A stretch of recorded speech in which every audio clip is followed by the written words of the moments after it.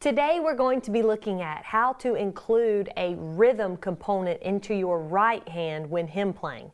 Now, traditionally, the right hand's role in hymn playing is to play the melody, and that is still true. The left hand's role is primarily the rhythm and the accompaniment.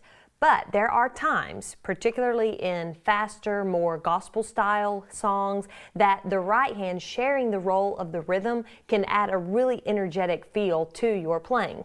If you want to learn more about what the right hand's role and the left hand role and different fill-ins for different time signatures, I encourage you to check out my course, Foundations in Hymn Playing, available on the website. You can take it using just a hymnal of your choice, and I think you'll gain a lot of fresh ideas to incorporate into your own hymn playing. We're going to look at two songs today that teach this rhythm pattern. Are You Washed in the Blood in A flat, and There Is Power in the Blood in B flat. Now I'm playing from the Psalms and Hymns and Spiritual Songs hymnal, and those are the keys that these songs are in. But they're also the keys that you'll find them in just about any hymnal, so follow along in the hymnal of your choice. First we'll start off with There's Power in the Blood, and I'm going to play through a verse of it to show you what I'm talking about, and then we'll break it down into slower motion.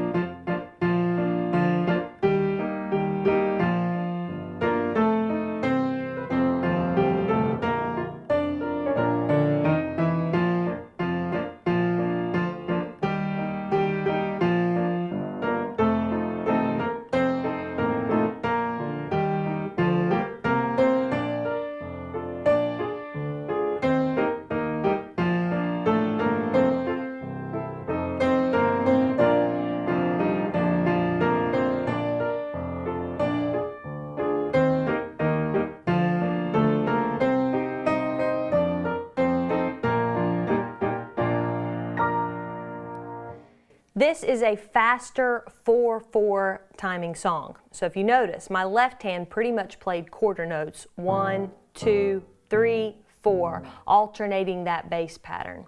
Now the reason this pattern works well, where my left hand plays just an octave on beats 1, 2, 3, and 4, and then my right hand actually plays the melody with the chord in the middle on the and, 1 and 2 and 3 and 4, like that, is because it lets it have a faster sound. I could just use a traditional octave chord sound, but it would sound slower, like this.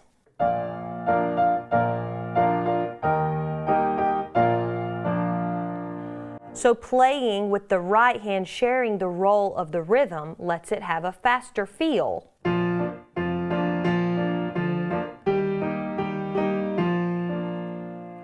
So what I'm doing in my right hand is I'm playing the melody in an octave with fingers 1 and 5. I'm keeping it octave throughout. 1 and 2.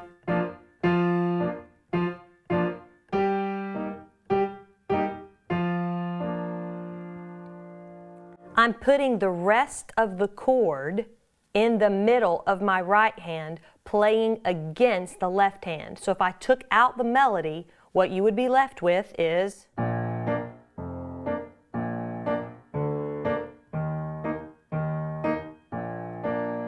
which is a great rhythm pattern. Now we add the melody back into it, and I'll take out my left hand so you can notice in particular how my right hand changes chords. I'm starting on a B flat chord with a melody that is an F, would. So 1 and 2 and. Now that word, would you be, right before the word free, falls on the and. 1 and 2 and. So there I play it all together as a blocked chord. Free from your burden of sin and 2.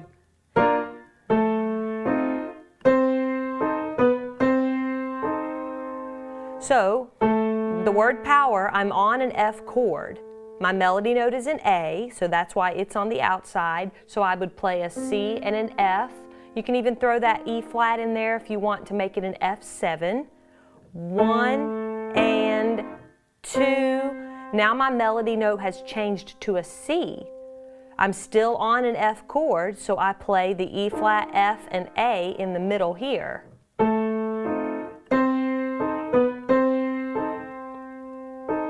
B flat chord,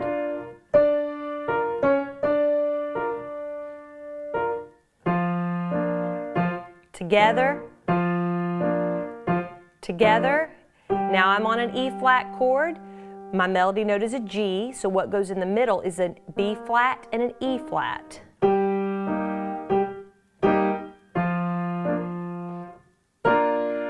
There's a B flat chord. My melody note is a B flat, and it's the word theirs right before the last phrase of the verse. That comes on the and of 4. Victory, 3 and 4 and 1 and 2 and 3 and 4. So you notice what comes in the middle changes depending on what chord I'm on. The melody note is always on the outside, and then I'm playing against it 1, 1 and 2 and 3 and 4 and 1 and... Now there I can change chords because I'm headed into the chorus. That adds a little bit of a transition. So let's see how to add our left hand into that last phrase leading into the chorus.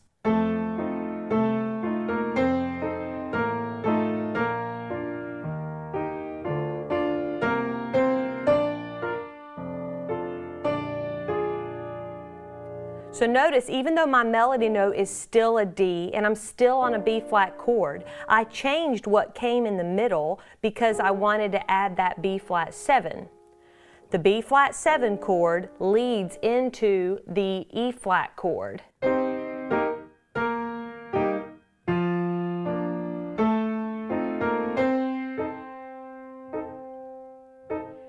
Now, if you notice, that is a dotted half note on that C, so I hold it out for 3 beats.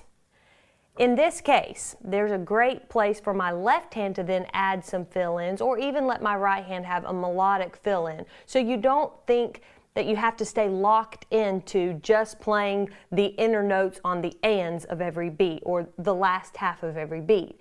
When you have a dotted half note in your melody, that's a great place to add a fill-in, whether it be with your right hand or your left or both. Let's see if we can find something to add there. I'll start at the beginning of the chorus.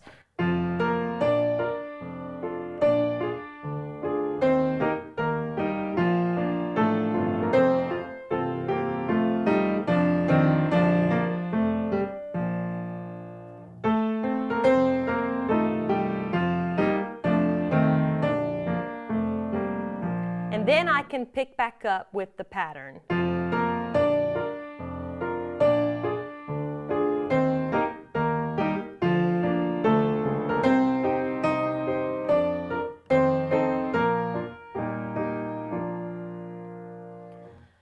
This is super effective because it helps you maintain the energy and the speed without your hand having to do so much back and forth that your left hand would typically do in just a good octave chord motion. Now, if you feel really ambitious, you can move your right hand up an octave, still do the exact same rhythm pattern we've looked at, but let your left hand actually keep an octave chord pattern. This is a little bit advanced, so just attempt it if you're really ready for a challenge. It's a lot of fun, but it's not necessary.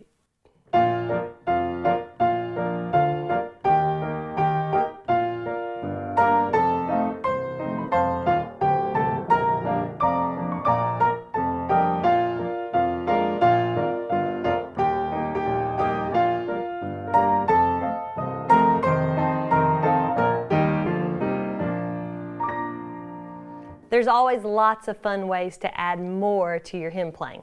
Let's look at one more song and see how this pattern works in a different key.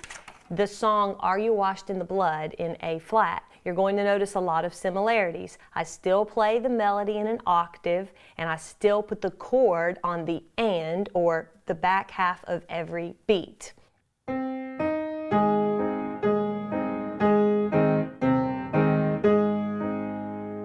Notice that the chord inversion changes. Even though I'm staying on an A flat chord the entire time, my melody notes change. Therefore, the position of those inner notes is also going to change. You want to get really familiar with every possible inversion of each chord. So an A flat chord has an A flat, a C, and an E flat.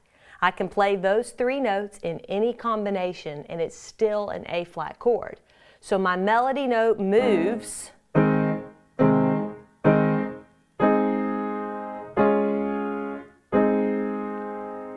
and I'm changing the inversion that I use of that A flat chord and then the D flat chord and back. So let's watch that again as I start at the beginning. Notice how even though I'm keeping the melody note preserved, my inner notes are going to change.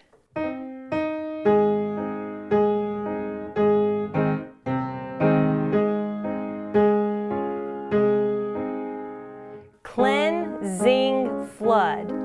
I stay on an A flat melody note, but my chord actually changes on the word ing, cleansing. I'm going to a D flat chord. So that's why I moved my middle fingers from a C and an E flat up to a D flat and an F. That preserves the chord. It's still a D flat chord. The melody is still the same, but the chord changes.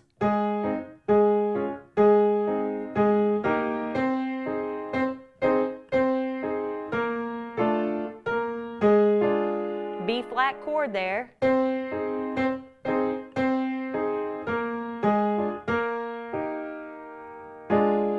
That's what I'll play for the word the, right there, washed.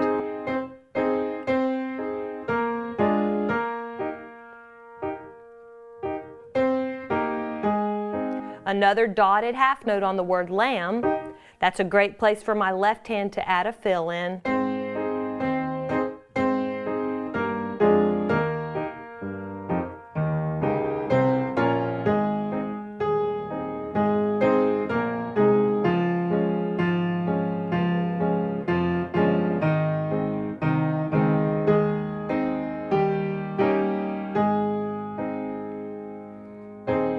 I'll play the chorus up to tempo, but go back and watch these sections again if you need to practice hands separately. That's a great way for you to master this skill. Don't try to go too fast too soon.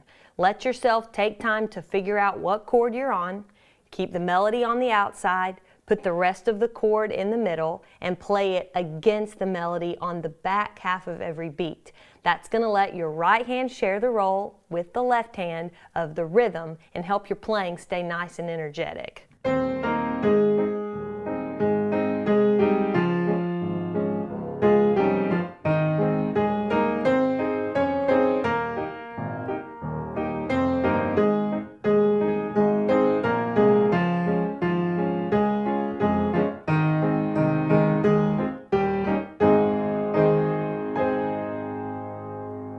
I think you'll find that learning this skill is well worth the effort and will add a lot of excitement to your playing.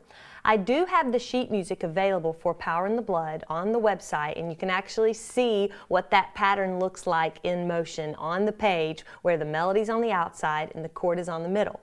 For lots more resources, please check out the website at natalieraines.music.com.